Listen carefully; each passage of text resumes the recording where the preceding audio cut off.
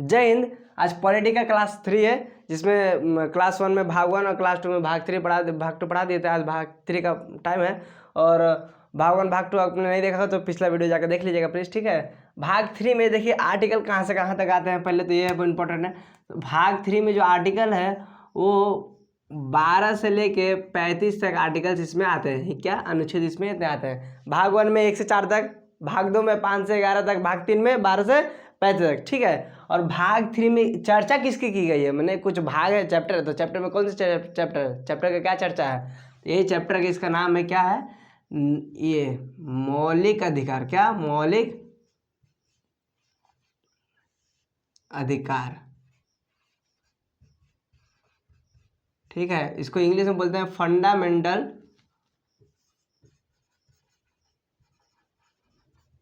Fundamental rights, ठीक है। तो आज इसका चर्चा करेंगे। और अधिकार मतलब क्या, ये सबसे ज़्यादा इम्पोर्टेंट, ये संविधान में इसका सबसे ज़्यादा इम्पोर्टेंट इसी का रोल है। संविधान में सबसे ज़्यादा इम्पोर्टेंट इसका है, ठीक है।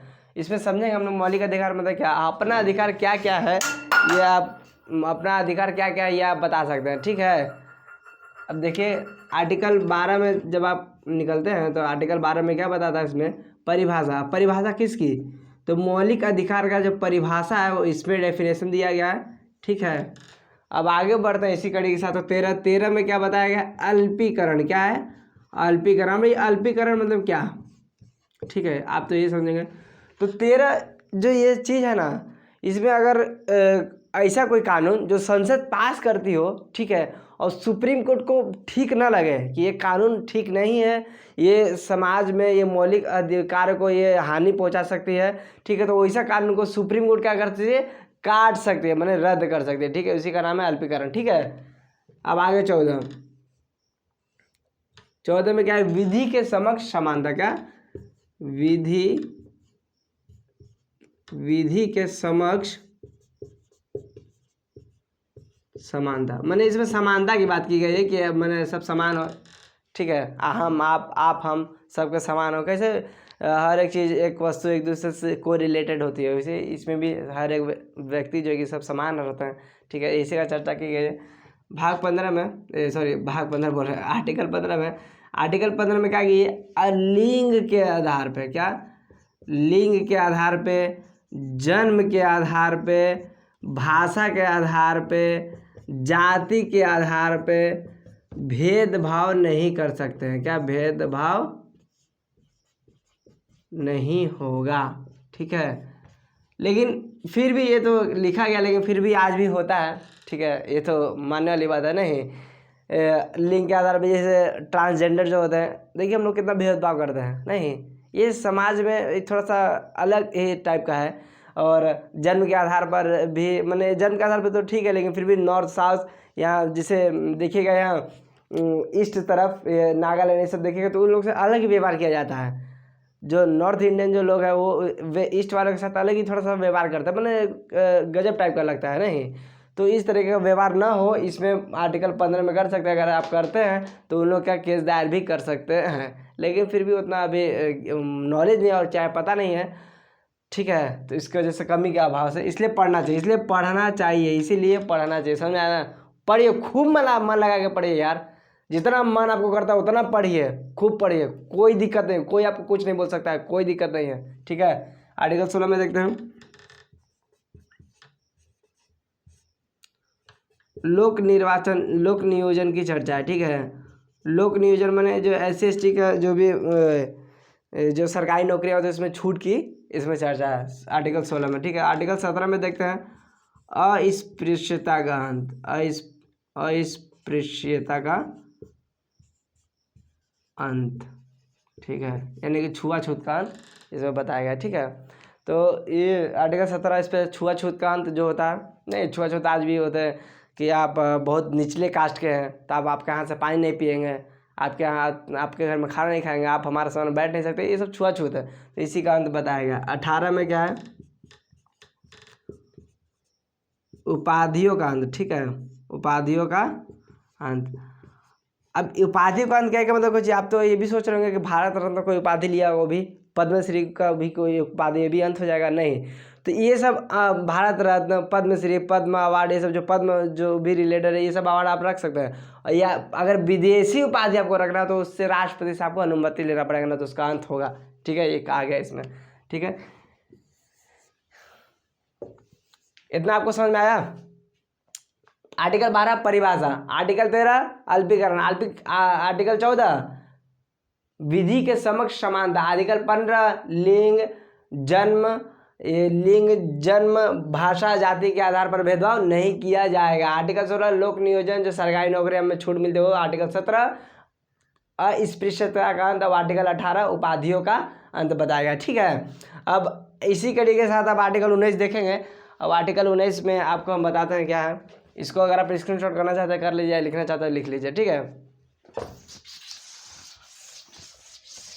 आर्टिकल 19 सबसे इम्पोर्टेंट है। ठीक है, क्योंकि इसी का संविधान का रीढ़ कहा गया इसको। किसको? आर्टिकल 19 को संविधान का रीढ़ कहा गया। क्यों कहा गया है जरूर सुनिएगा।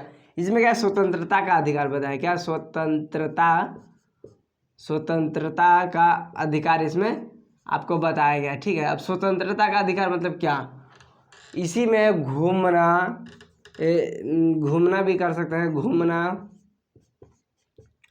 घूमना, बोलना, झंडा फहराना।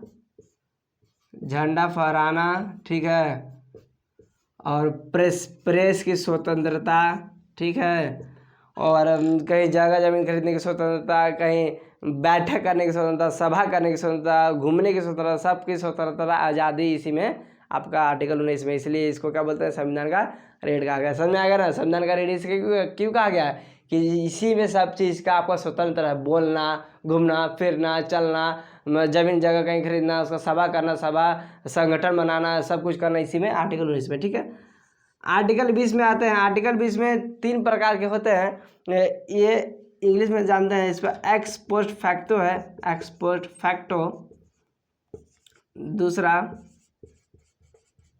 डबल जुबार्डी, और तीसरा सेल्फ इंक्रिमिनेशन।